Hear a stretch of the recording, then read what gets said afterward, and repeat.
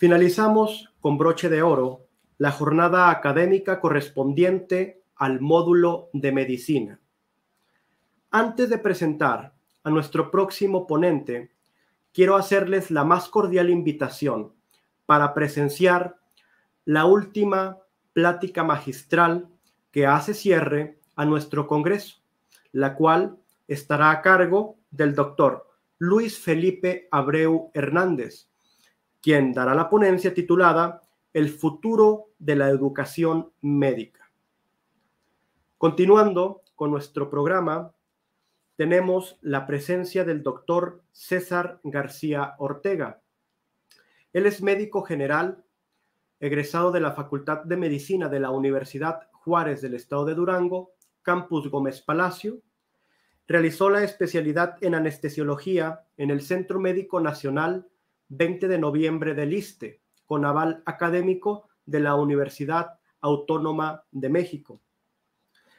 Posteriormente realizó la especialidad de medicina del enfermo en estado crítico del adulto en el Hospital Regional licenciado Adolfo López Mateos del ISSSTE. Es profesor invitado al programa de residencia de anestesiología del Hospital Regional Centenario de la Revolución Mexicana del ISSSTE. Es anestesiólogo médico intensivista en Yohuala, Asociación Médica de Atención al Paciente Neuroquirúrgico. También es médico intensivista, anestesiólogo del Hospital Instituto Mexicano de Trasplantes. El doctor García cerrará las ponencias de nuestro módulo con el tema titulado Choque medular. Adelante. Agradezco la invitación del comité organizador de este congreso, en especial al doctor Román de Santos, director de FACSA, al doctor José Luis Ayala. Ellos fueron mis maestros y ahora los considero mis amigos. El tema que me tocó desarrollar en esta ocasión es choque medular. Para esta charla me declaro sin conflictos de interés. Dentro de los antecedentes, esta patología es una patología incapacitante, es una patología que condiciona discapacidad, condiciona un entorno familiar complicado. En el desarrollo de la historia hemos aprendido de las guerras, hemos aprendido de los accidentes, hemos aprendido de los entornos adversos. Choque hipovolémico lo aprendimos gracias a la Primera y Segunda Guerra Mundial, al igual que choque medular. Al entorno de inseguridad que vivimos genera lesiones en columna vertebral que a su vez pueden desencadenar choque medular. Es una patología o es una entidad patológica que genera costos altos intrahospitalarios, genera discapacidad, genera costos para la familia, costos para el paciente y muchas de las veces desencadena que el paciente sea dependiente de terceras personas. ¿Qué es el choque medular? Es un fenómeno que consiste en el cese de todas las funciones del sistema nervioso por debajo de la lesión medular infringida. Su etiología puede ser de un sinnúmero de causas. Básicamente todo aquello que genera lesión o afectación en la médula puede desencadenar choque medular. Dentro de su clasificación, la clasificación de lesión medular puede estar dada por lesión medular completa o lesión medular parcial. Dentro de las lesiones medulares completas vamos a tener que tenemos afectación motora, afectación sensitiva, disfunción sexual y puede llegarse a recuperar los arcos reflejos. En las lesiones medulares parciales da paso a los síndromes medulares. Puede haber afectación de la termosensibilidad, de la termoalgesia y se condiciona que puedan estar rehabilitados de mejor manera. De acuerdo a la altura en la lesión medular, puede estar catalogada como tetraplegia si están afectados miembros superiores, miembros inferiores, y paraplegia si está afectado únicamente miembros inferiores. El revisar este tipo de conceptos genera monotonía, genera cansancio, pero es fundamental aprenderlos para poder entender la entidad y el tratamiento y el monitoreo de esta afectación o de esta entidad nosológica. ¿Cómo sospechamos la lesión medular? La lesión medular, primero debemos de tener una agresión directa sobre la médula y posteriormente debemos de tener presencia de debilidad o parálisis de las extremidades. Eso va a depender de la altura donde esté dada la afectación medular. Alteraciones de la sensibilidad, dependerá también así de la altura de la lesión medular. Dificultad del lenguaje, si tenemos una afectación medular alta, llámese afectación de cervicales, puede haber alteración de la fonación, puede haber alteración de la respiración. Si es una afectación medular alta, puede haber afectación de los centros respiratorios y de los centros cardioaceleradores. Puede haber parestesia si es una lesión medular parcial, y puede haber presencia de afectación de los esfínteres si es que es una lesión alta y es una lesión completa. ¿Cómo vamos a monitorizar o cómo vamos a ver, diagnosticar la lesión medular? Recordemos que contamos con propiocepción sensitiva y con actividad motora. Dentro de la cuestión sensitiva, ¿cómo exploraremos a un paciente en cuanto a la percepción sensitiva? A través de los dermatomas. Recordemos que ahí dermatomas es la traducción clínica de la raíz sobre la piel, y esto nos va a indicar la altura de la posible lesión. Al igual también la función motora va a ser monitoreada a través de los miotomas, y dependerá de la traducción muscular cuál será la raíz que se encuentra afectada. El sistema nervioso autónomo tiene una parte simpática, una parte parasimpática. El simpático se encarga de regular las funciones en estrés, el parasimpático se encarga de manejar las situaciones donde no hay estrés, unas situaciones de relajación. En el caso, ejemplificando esto para que me entiendan, en los ojos el diámetro pupilar se dilata cuando está a expensas del simpático, se contraen las pupilas cuando estamos a expensas del parasimpático. Debemos de ser muy cautos y observadores para atender este tipo de nosología, este tipo de entidad, y mucho ojo. Dentro de los efectos de las lesiones espinales, vamos a tener que dependerá de la altura de la lesión, va a ser la repercusión que vamos a tener. Si tenemos lesiones altas, tenemos alteraciones de la respiración, de los músculos de la respiración, de la fonación. Si es más abajo, tenemos afectación de los músculos respiratorios, el diafragma. Si es aún más abajo, alteraciones de la motilidad intestinal. Y si la afectación es completa, hay una lesión medular completa, podemos tener alteración de la mecánica de los esfínteres. Dentro de la lesión medular la podemos discrepar en lesión medular primaria y lesión medular secundaria. La lesión medular primaria es la afectación directa sobre la médula y puede condicionar compresión persistente, deformación y afectación directa sobre la estructura medular.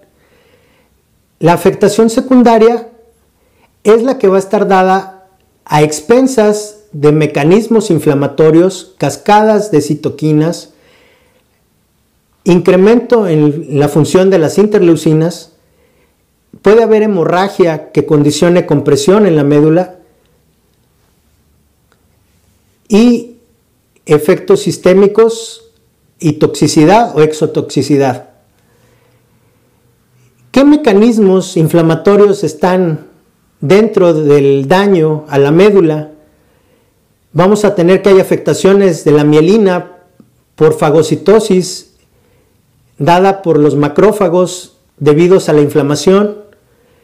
Va a haber incremento de las interleucinas proinflamatorias, va a haber cascada de citoquinas, eso genere edema y ese edema genere mayor inflamación o mayor afectación medular. Dentro de las complicaciones de la lesión medular o del choque medular podemos tener repercusiones a todos los sistemas. Cuando se da afectación al sistema cardiovascular podemos tener arritmias, podemos tener bradicardia, podemos tener choque cardiogénico o arresto cardiogénico, edema agudo pulmonar. Cuando hay complicaciones pulmonares, hay alteraciones en la mecánica básicamente, podemos tener falla respiratoria, mal manejo de secreciones, síndrome de distrés respiratorio, microaspiraciones y puede haber neumonía debido a estas microaspiraciones. En el tubo digestivo vamos a tener alteraciones en la motilidad, lo que puede contribuir a las microaspiraciones.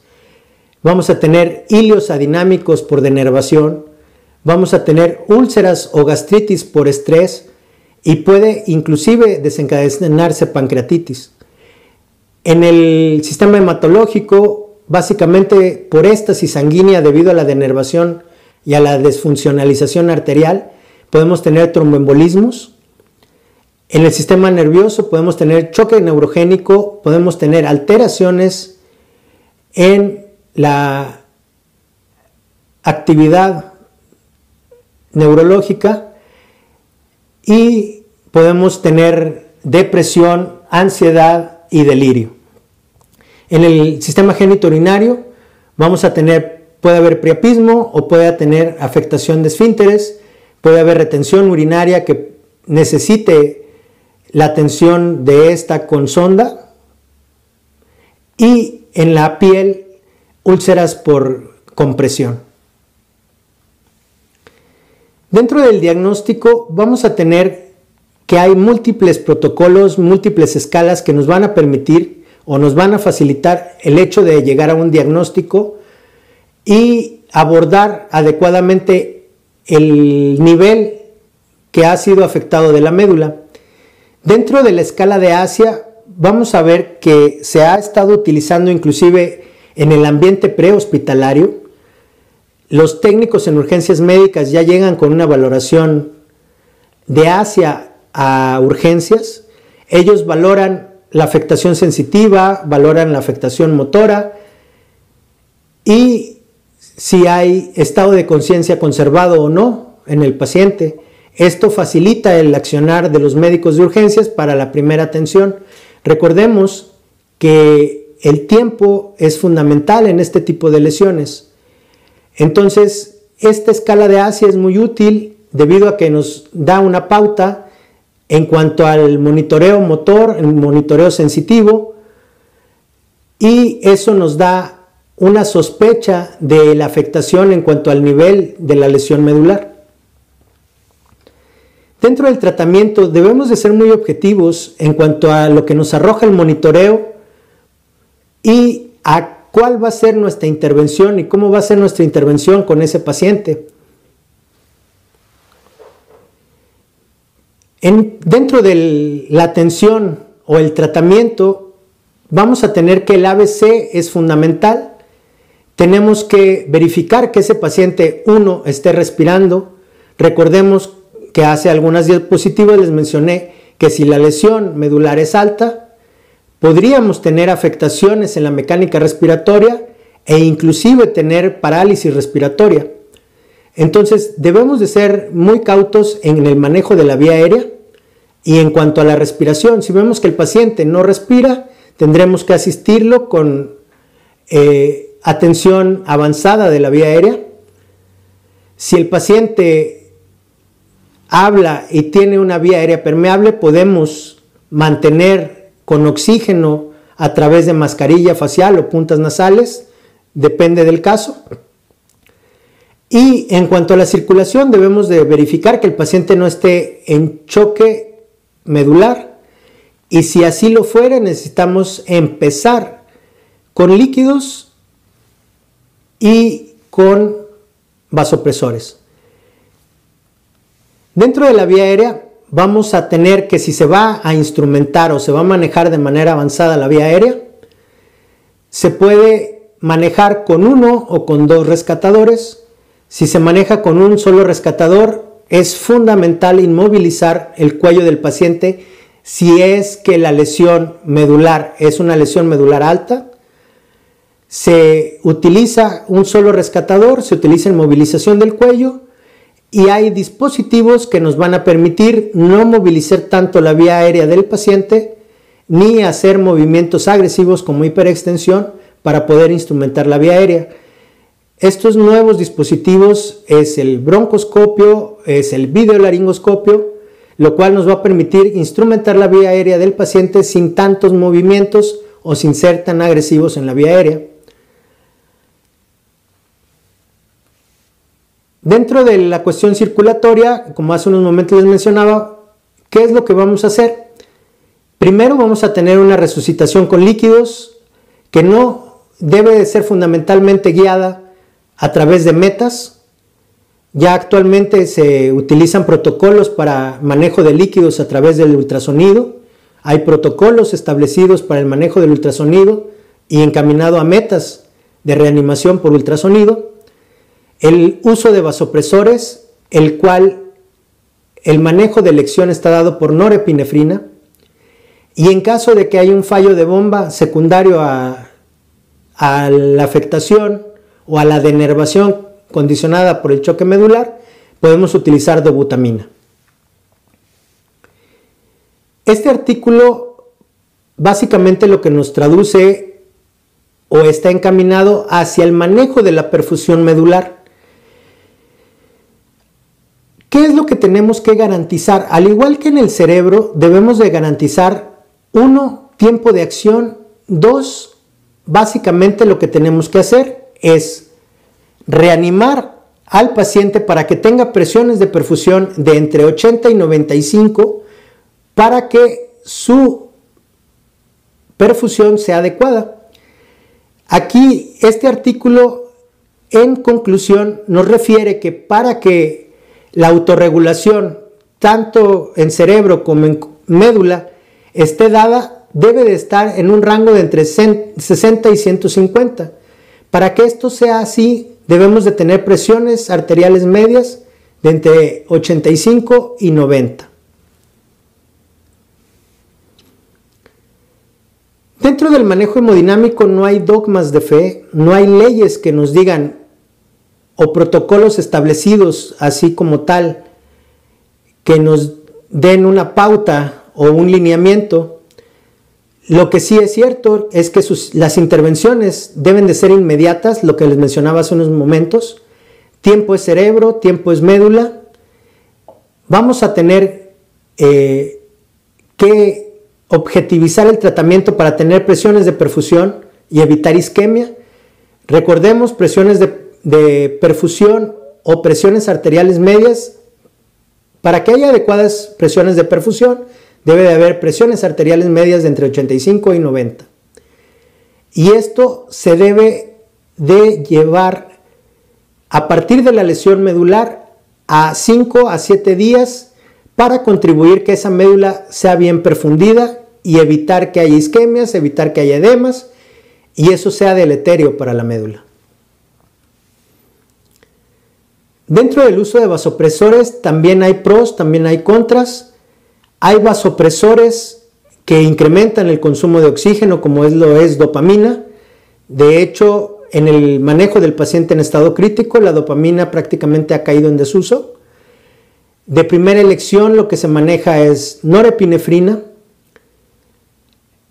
y debemos de ser muy cautos porque todos los vasopresores pueden desencadenar arritmias letales. ¿Cuál es el objetivo del tratamiento del choque medular? Tener adecuadas presiones arteriales, mantener monitoreada la presión intratecal, ya que esto también puede ser deleterio para el paciente. Si tenemos presiones intratecales altas, podemos generar más isquemia, podemos generar liberación de ácido láctico y eso ser deleterio para el paciente. Y debemos de estar monitoreando la reactividad de la columna o de la médula espinal. Otra área del tratamiento de la lesión medular o del choque medular es el área quirúrgica. Si tenemos una compresión medular, tenemos que ir a liberar esa médula. ¿Y cómo la vamos a liberar? A través de cirugías descompresivas. En una primera fase, la urgencia es descomprimir. En una segunda fase, para dar estabilidad a la columna, debemos de instrumentar. Dentro del enfoque multidisciplinario, me tomé la libertad de poner esta foto. Esta foto es de mis compañeros de generación, muchos de ellos hicieron especialidad. Y esto lo utilicé porque viene a mí muchos recuerdos de FACSA. En esa época era Facultad de Medicina, ahora ha avanzado, ahora es FACSA. Y muchos de mis compañeros ya también son especialistas. Entonces quise utilizar esta foto para recordar esas bellas épocas de cuando estábamos en FACSA. ¿Qué es lo que vamos a buscar en el tratamiento del choque medular? Recordemos siempre el ABC, que es fundamental. En pacientes que son politraumatizados o que tienen una etiología de trauma en el choque medular, debemos descartar que exista otro choque concomitante o agregado con el choque medular. Siempre debemos de tener presiones arteriales medias entre 85 y 90, tener monitoreos hemodinámicos continuos. Aplicamos la regla de las normos, normovolemia, normotermia, normoglucemia, normocapnia. El uso de vasopresores debe de ser muy cauto y muy juicioso. Las presiones de perfusión siempre deben de estar entre 85 y 90. Y siempre el manejo del choque medular ha sido un dolor de cabeza en las terapias intensivas. Mencionaba uno de mis maestros que cuando hay muchos tratamientos acerca de un solo tema es porque muchos de ellos no funcionan. Con esto me refiero que no hay dogmas de fe para el tratamiento del choque medular. Debemos de ser muy juiciosos, sobre todo en la perfusión. Dentro del tratamiento de los esteroides, la metilprednisolona es el esteroide que ha llevado la batuta dentro del tratamiento. Su uso de esteroides en el choque medular es controvertido. Muchos estudios han avalado el uso de metilprednisolona, otros la han satanizado. Uno de los estudios que ha satanizado a metilprednisolona o al uso de esteroides es el estudio NACIS. Debido a que traduce que hay una mortalidad 6 veces mayor a 48 horas por problemas respiratorios, menciona que hay un doble riesgo para neumonía y un cuádruple riesgo para sepsis, y que la mejoría que traduce la metilprednisolona es controversial. La dexametasona se ha perfilado últimamente como opción al uso de la metilprednisolona.